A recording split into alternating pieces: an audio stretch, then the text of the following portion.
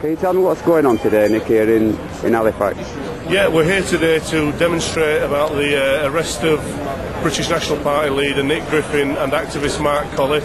We're here to demonstrate against the laws that have been brought in by the Blair regime. I say the Blair regime because it could equally be the Mugabe regime, because Tony Blair is using the police force in this country as his own personal bully boys to arrest any political opponents he sees as a threat to his survival in office.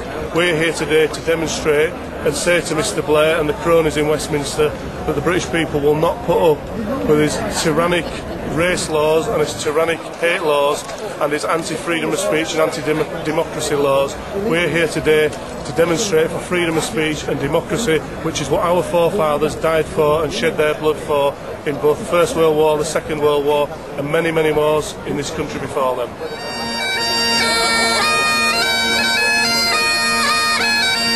Well, welcome to that.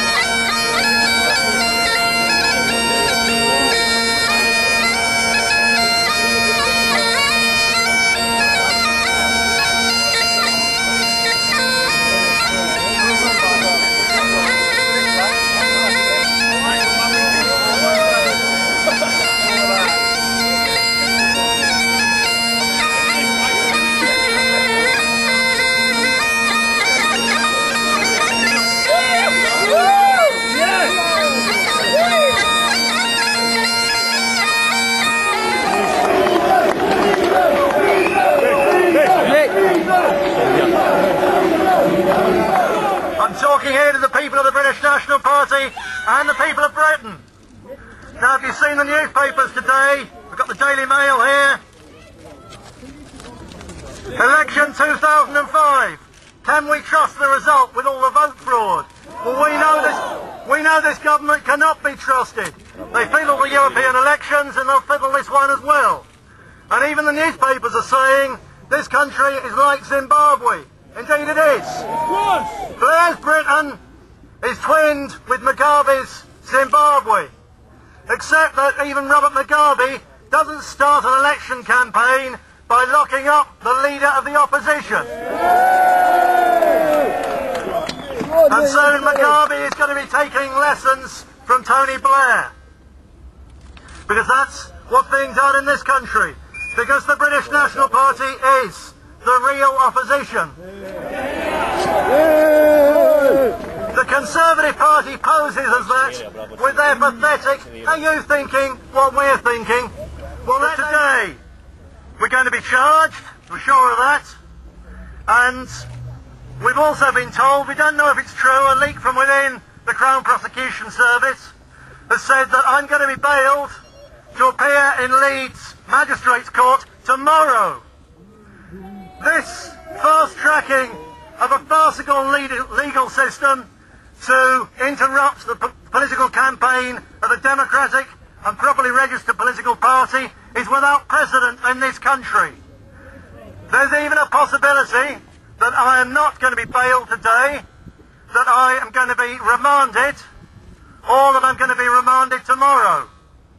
Now, if I am remanded, one of the reasons for this is to encourage members of the British National Party to be so angry they're going to overreact. Because what the police want to see, what the government want to see, is a riot outside this police station with our people protesting against the Labour Party. Well, we're going to protest at the ballot box, we're going to protest by organising, we're not going to protest by rioting. We'll leave that to the far left and to the Muslims.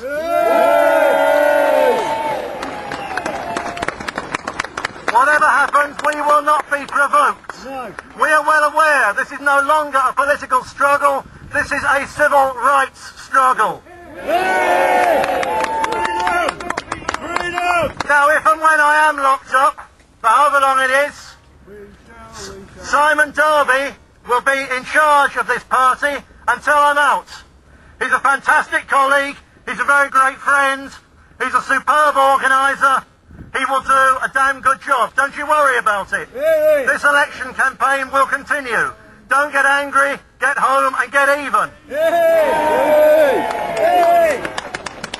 Now, if I am held today, it'll be on the excuse that if I don't, I'm going to come out and say such outrageous things that I'm going to cause trouble. We're going to end up with a riot. Never. So I'll tell you now what I'm going to say in front of all these TV cameras. I'll tell you what I'm going to say if I'm going to come out, if I'm allowed out today, and that is this, that we have to get out and back to our constituencies and work to stand up for the truth and justice for the British people, and that when we leave here, we'll be leaving peacefully and quietly. I'm going to lead the singing of the British National Party anthem, Jerusalem, and I'm going to recite with you the traditional Lord's Prayer of this country. And there's going to be sheets for the youngsters who haven't even been taught it.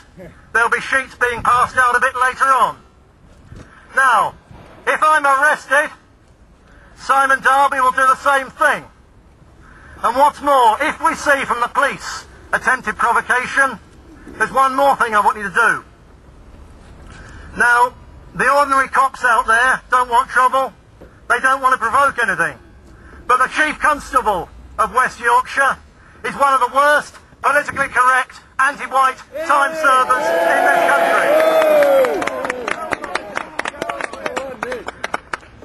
In Keighley, a few days ago, under this Chief Constable, there was a meeting held between worried parents of girls who are being groomed for the drugs and the rape and the gang rape and the illegal underage paedophilia. There was a meeting between some of their parents, social services and members of the police force. At that meeting, the senior police officer in charge said to the parents of girls who are being groomed for illegal underage sex by Muslim paedophiles, he said, "Get used to it. There's nothing we can do. It's a fact of life." It's an absolute disgrace. That isn't the fault of the law-abiding Muslims at Keighley. And in that police response, isn't even the fault of the Muslim paedophiles in Keighley. It's the fault of the government, it's the fault of Anne Cryer, and it's the fault of the police chiefs of West Yorkshire and this country. They're the ones we blame.